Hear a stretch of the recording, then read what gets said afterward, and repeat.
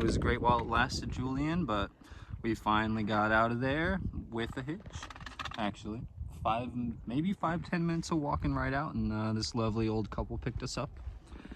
Got both of us and 2 of our buddies a ride to the start of the trail, so that was perfect timing, and here we are. We made it here at 9:30 this morning, so it's a good start, I'd say. About 2 miles in, many more miles to come. Yes, indeed.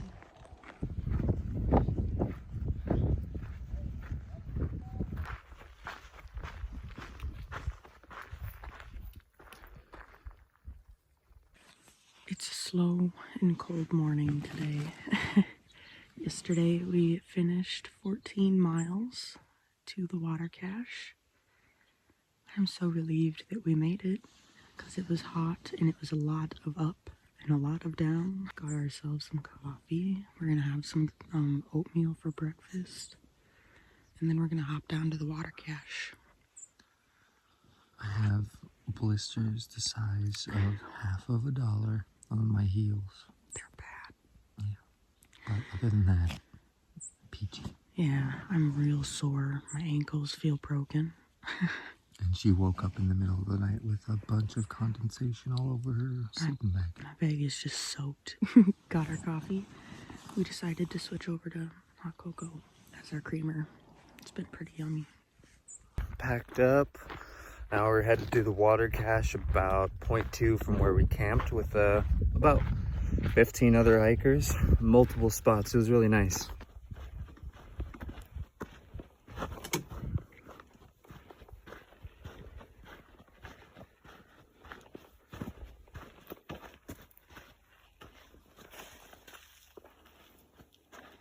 Water.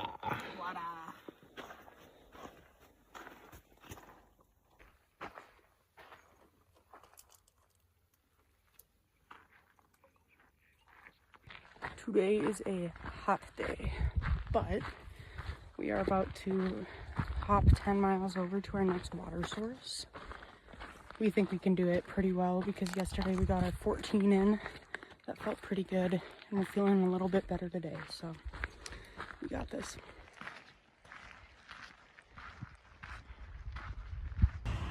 Here we are. We're camped at mile 101 right now. We finally made it to the 100 miles. How do you feel? Whoa! I got up at 6 today. It's about 7 now, and we're making our coffee.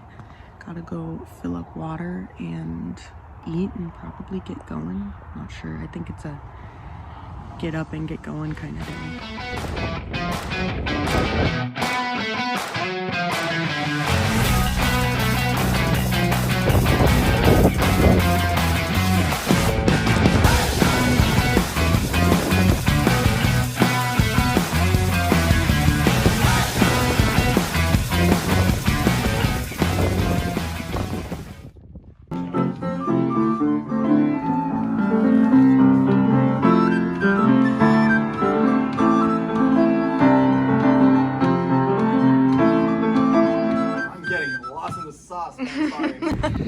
We just left Warner Springs. We got a little bit of a resupply there. They do have friendly prices for hikers, so that was nice.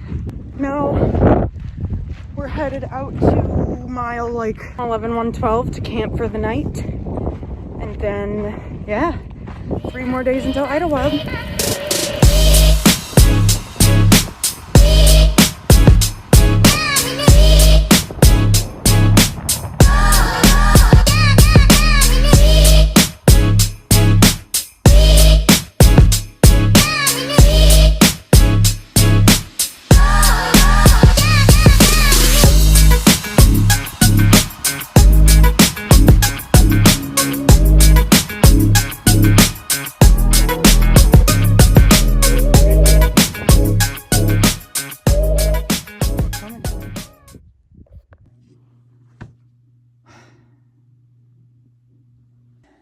So, Matt and I had quite the day yesterday.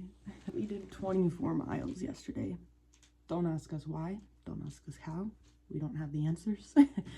That's twice the length of our top day. The highest we've done before this was 12 miles. Actually, no, 14, but still, that's nearly double. 15 miles in, we were like, okay, we made it to the road. This was Tool Springs Truck Road or whatever. Use those words and you'll know on far out exactly what road I'm talking about. It's like mile 130-ish. About 20 miles into it, we started seeing paw prints everywhere on the road. And they just like, they would go from this big to that big. And this one was most definitely a mountain lion. So we were getting pretty sketched out, but we made it to the end of that road and felt pretty safe because it was a lot more open and there was a lot more houses and people around.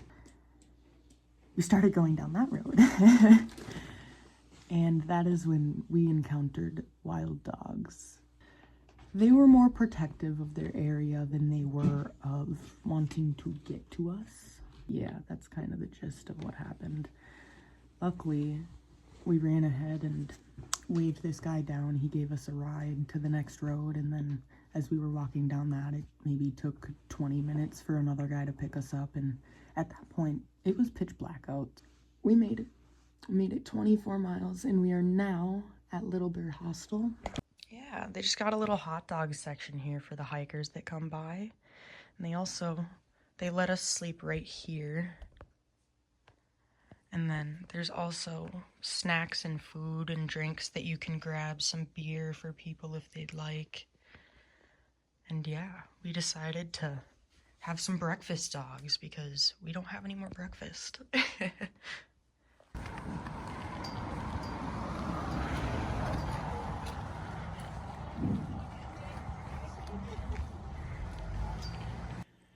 After hiking 24 miles in one day, we decided it would be a great idea to rest up for the night, take a 0-day here in Idyllwild. Our buddies rented a cabin, so a bunch of us hikers are going to stay here for the weekend.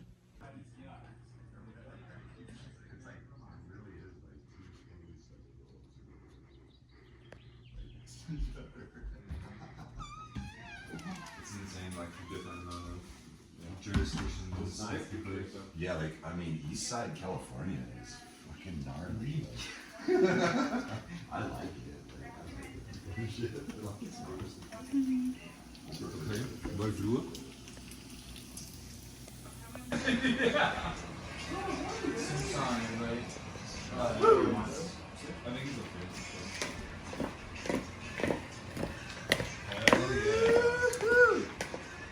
Best trail dinner ever. Yeah, we will start back up on the trail probably Saturday morning and then head back to Paradise Valley Cafe, which is highly recommended for hikers, honestly. We'll probably hop back on like mile 151 and then take our way from there, so wish us luck.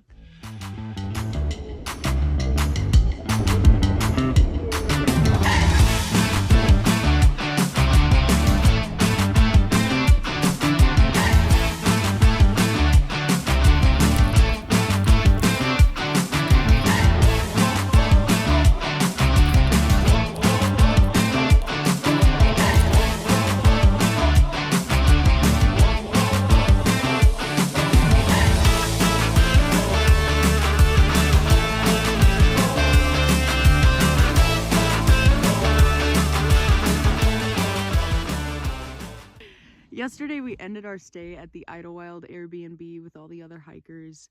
I believe we had a great send-off with that dinner that Matt made. We decided after we checked out that we would go check out the coffee shop and the bookstore, and then we hit up the gear store. And those guys were quite the help, I will say. That gear shop is awesome. They got us both a whole new pack setup. Shout out Nomad Ventures. Nomad Adventures, you guys are awesome. They're in Idyllwild. If you go there, you're a hiker or even just looking to do some day hiking, I highly recommend going to talk to them. They have great advice and they can give you what you need for sure. They ended up giving us the Aja 55s and we love them so much. We both got the women's version. I got the extra small. He got the medium large. I will say the bottom is something I have to figure out. There's a rod down there that I have to avoid. I will figure that out as time goes on. I'll learn how to pack this properly. So far, we're absolutely loving them. And one thing that's great about them is they're super light. They're 1 pound, 14 ounces. And you can go without the brain, and this can connect over the top, and you can be 53 liters instead of 55 if you really want. We'll leave more updates as more miles come with those. After picking up those packs, we were about to ship out some gear to bounce it, and you know, all the post offices were closed, so we couldn't do anything about that. We met a lovely lady named Gigi, also known as Goat Granny, an amazing woman, and she offered to take our bounce box and the things we decided to send home, including my pack, to Whitewater for us to the hiker hostel. Last night we got dropped off about 4 p.m. by Gigi, and we took her out for lunch, and then she dropped us off here, and it all worked out perfect. We didn't go that far last night. We made it about 7 miles, but we were night hiking for about an hour, hour and a half. Eventually, we set up camp with a few other hikers. We decided to cowboy camp, and that was my first time cowboy camping. There was so many stars. It was awesome. And tonight we didn't make it very far either because it was very steep and my knee is killing me. I don't know about him, but my knee is definitely killing me, so I'm glad we parked it where we did. If you're using the Far Out app, there is not a campsite listed where we are right now, but it is a beautiful site. I highly recommend it. We are currently at mile 164.8. The view is honestly incredible right now. Hang on.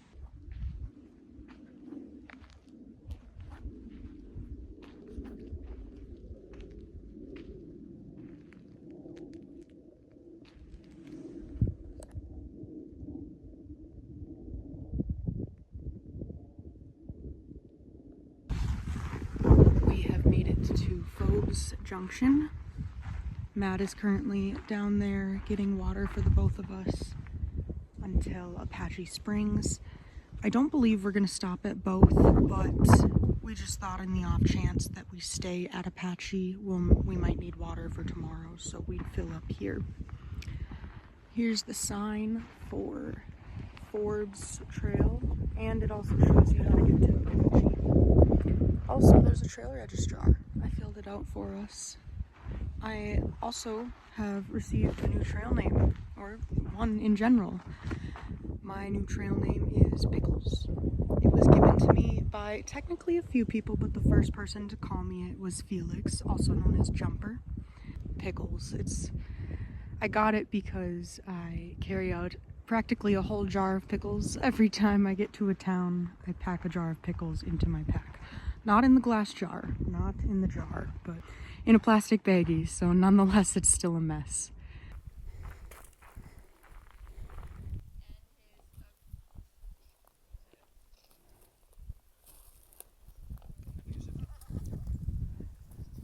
We got cut off from the trail down there, and we just had to walk through that steep ridge there and then up here, and that's the steepest we have done yet.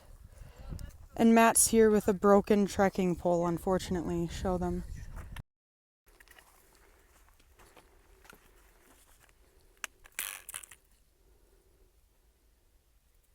Just like that, we came from 90 degrees in the burning hot sun to having to kick our steps in the snow. It's going pretty fun. It's kind of steep up here. I'll show you the view. Currently got myself locked in this footing so I don't go anywhere.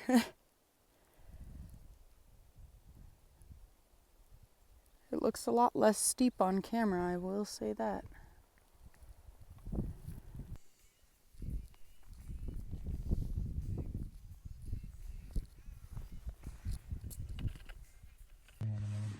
He's a chef in the Airbnb, and he's a chef on the trail too. He made me bean and rice burrito. We parked on Apache for the night. He filled up back at Fove's water source. And from what we hear between Matt's opinion and the 3 other opinions that went down to the Apache stream, it sucked. And they hated it so much because that's 1.5 miles and Apache is only 1 mile, but it's a lot steeper. So if you don't have a day pack or you need poles or something to get up and down, I don't recommend this one. Pick your poison, you know? Would you rather a shorter but super steep trek or a longer but more bearable trek? We decided we're going to melt snow. So here's what we did. We filled up our Ceenox completely with snow. If you have the 3-liter Ceenox, you can fill it up with snow and get 1.5 liters of water by the time it melts. It's a journey. It's a learning curve for all of us. Got some peppered salami, beans and rice, peppered salami bean rice burrito. Taco. And burrito.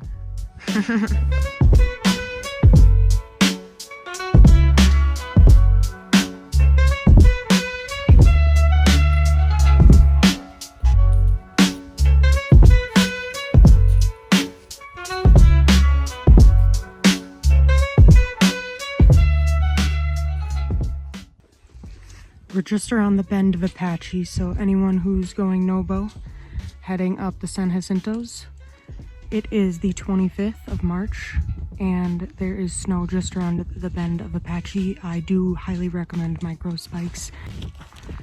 Man, if I'm not scared of heights after this one. Steep snow for about 0.4 miles. With that, so we made it to mile 170.9. There's a tent site right behind us. We're just relaxing before we head out to the so-called 5-mile stretch of snow. It shouldn't be too bad from what we're looking at. It's pretty sunny out. We are headed that way though, so it's not, we can't see that part quite yet. But we have confidence that it's gonna look good.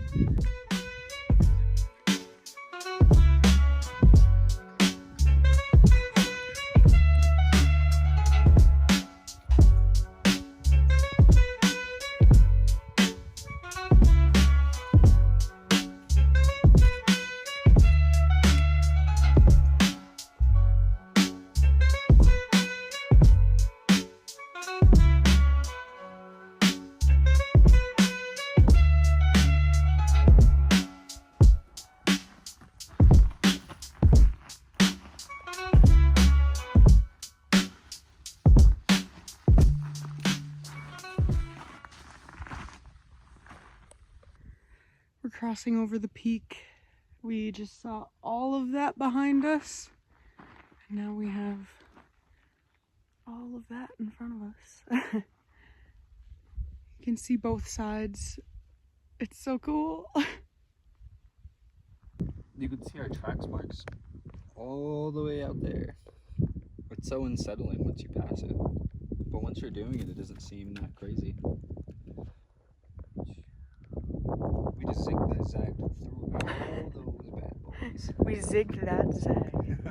We did zig that zag. Palm Springs right there. Coachella Valley. And then you can't see it, but Idyllwild is technically just around this mountain to the right. These things are fucking amazing. We'll have to bleep that out. They're so good. Gold organic energy chews. Berry blast. Caffeinated with yerba mate. We're gonna eat those up and try to make it to the water source.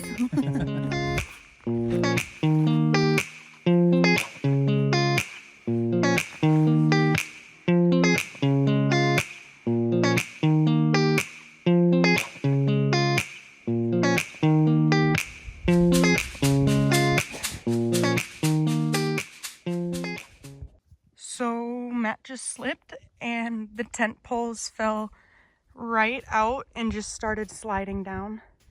I begged him not to go grab them, but he's persistent. I think he's got it. Got him. Success.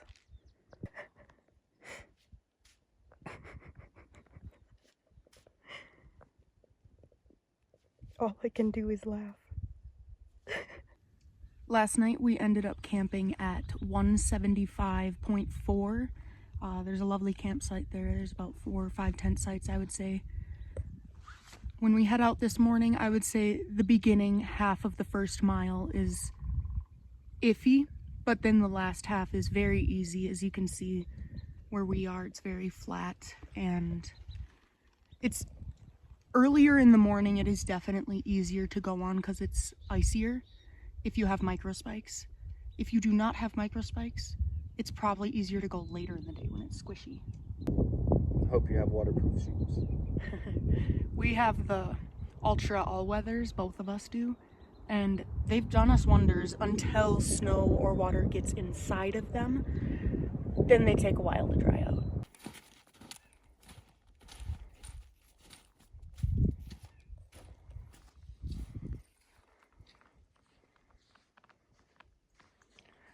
Mile 176.5. It's not working. This here is the majority of what the trail looks like from mile 175 to 180. It's just a bunch of flat spots with snow. We've noticed a bunch of dry spots. And yeah, it's looking pretty smooth here on out. Well, good morning. We just stayed in a cabin with our buddy Felix here in Idyllwild. We happened to make it down. We decided to take Devil's Slide down, and I will say Devil's Slide is really not that bad. Just the beginning has some snow, but majority of it is clear, and you will be fine. It's perfectly clear right now. This is before any snowfall. I believe this is March 26th or 27th. I don't quite know. We're gonna take a full 0 day and decide to park it at the campground for the night tonight. This was week 2 through 3.5, 4. We are wrapping up tomorrow, Friday. We will be more than likely heading back up to Whitewater, or we'll hop on to mile 183 through the Black Mountain Road. I will more than likely be posting every other week or so because it is quite difficult to keep up with timing on the trail. We don't often get Wi-Fi or any sort of connection when we're on the trail, so I have to generally wait until I get into town to post any videos. But tune in for the next one. This one was definitely an adventure, and we're ready for so much more.